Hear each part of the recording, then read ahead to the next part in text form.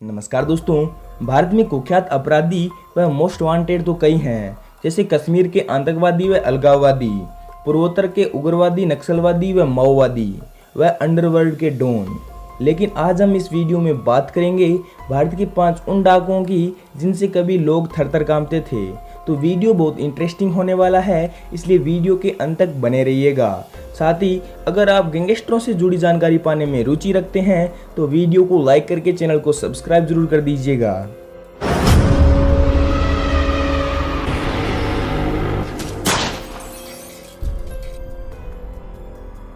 इस सूची में नंबर 5 पर नाम आता है डाकू मान सिंह का।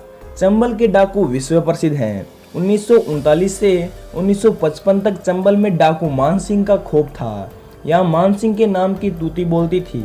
मान सिंह का जन्म आगरा के खेड़ा गांव में हुआ। चंबल का कुख्यात डकैत मान सिंह राठौड़ अपने समय का सबसे खतरनाक व खौफनाक डाकू रहा। चंबल के कुख्यात डाकुओं में मान सिंह का नाम सर्वोपरि लिया जाता है। डाकू मान सिंह पर लूटपाट के 1112 व हत्या के 185 मामले दर्ज थे। गरीबों के प्रति मान सिंह का नजरिया काफी अलग था।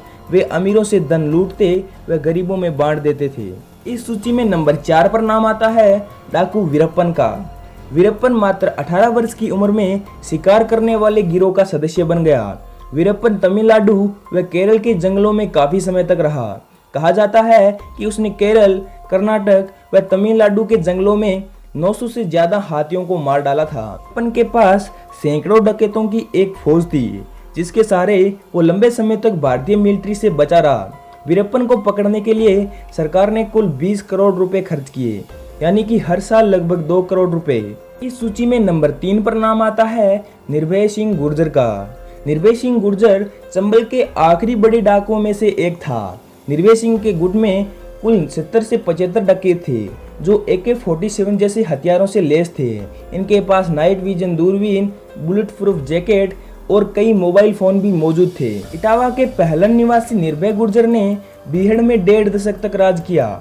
निर्भय गुर्जर पर हत्या, डकैती, रेप, अपहरण के 100 से ज्यादा आपराधिक मामले दर्ज थे। निर्भय पर सरकार ने 5 लाख का इनाम भी रखा था। इसका खौफ 200 गाँवों में था। इसके कहने पर यहाँ सरपंच, विधायक व सांसद चुने जाते थे। सन 2005 में निर्भय सिंह गुर्जर का पुलिस द्वारा एनकाउंटर कर दिया गया था। इस सूची में नंबर 2 पर नाम आता है सुल्ताना डाकू का।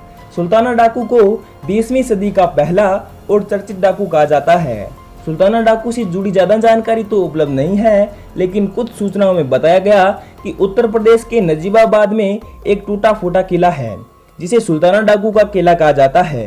कुछ इतिहासकारों का मानना है कि सुल्ताना डाकू का कहर 1920 के आसपास रहा है। कहा जाता है कि सुल्ताना डाकू गरीबों व मजदूरों में काफी लोकप्रिय था। इस डाकू को पश्चिमी मीडिया ने रॉबिन हुड की उपाधि दे रखी थी। यह अमीरों से धन लूटकर गरीबों में बांट देता था। सुल्ताना डाकू को अंग्रेजों ने फांसी दे दी थी। इस सूची में नंबर 1 पर नाम आता है फूलन देवी का। फूलन देवी का जन्म 10 अगस्त 1963 को उत्तर प्रदेश के एक गांव गोराहा में हुआ था। फूलन देवी का महज 15 साल की उम्र में रेप हो गया था, जिसके बाद इंसाफ के लिए भटकती फूलन देवी के गांव पर डाकुओं ने हमला कर दिया और फूलन देवी को गांव से उठाकर ले गए और कई बार रेप किया। फूलन के जीवन में हुई इन घटनाओं व अपराधियों के खिलाफ सिस्टम का साथ नहीं मिलने पर फूलन देवी ने बंदूक उठाने का फैसला किया और बन गई एक कुख्यात डकैत। जिसके बाद फूलन ने अपने साथ हुए गैंगरेप व यातनाओं का बदला लेने के लिए 1981 में 22 ठाकुरों को एक लाइन में खड़ा कर गोली मार दी। जिसके बाद पूरे चंबल में फूलन देवी का खौफ पसर गया। एक महिला होने के बावजूद यह अपनी गैंग की मुखिया थी। इसके बाद साल 1983 में तत्कालीन प्रधानमंत्री इंदिरा गांधी ने फूलन को सरेंडर करने को कहा। इंदिरा गांधी के फरमान को फूलन ने मान लिया, लेकिन 11 साल तक फूलन को बिना मुकदमे के जेल में रहना पड़ा। जिसके बाद साल 1994 में उत्तर प्रदेश में समाजवादी पार्टी की सरकार आई, जिसने फूलन को जेल से रिहा करवाया। और साल 1996 में फूलन को समाजवादी पार्टी से चुनाव लड़ने का ऑफर मिला और फूलन मिर्जापुर सीट से जीतकर संसद बनी और दिल्ली पहुंच गई।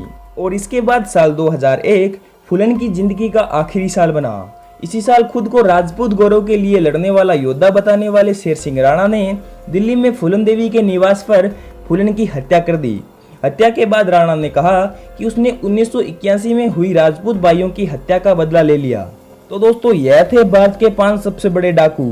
और अगर आपको लगता है कि किसी का नाम इस सूची में छूट गया है तो कमेंट बॉक्स में जरूर बताइएगा, ताकि जब भी हम इसका दूसरा पार्ट बनाएं तो उन्हें भी शामिल कर सकें। और साथ ही अगर आप डाकुओं व गैंगस्टरों से जुड़ी जानकारी पाने में रुचि रखते हैं तो वीडियो को लाइक करके चैनल को सब्सक्राइब जरूर कर दीजिएगा।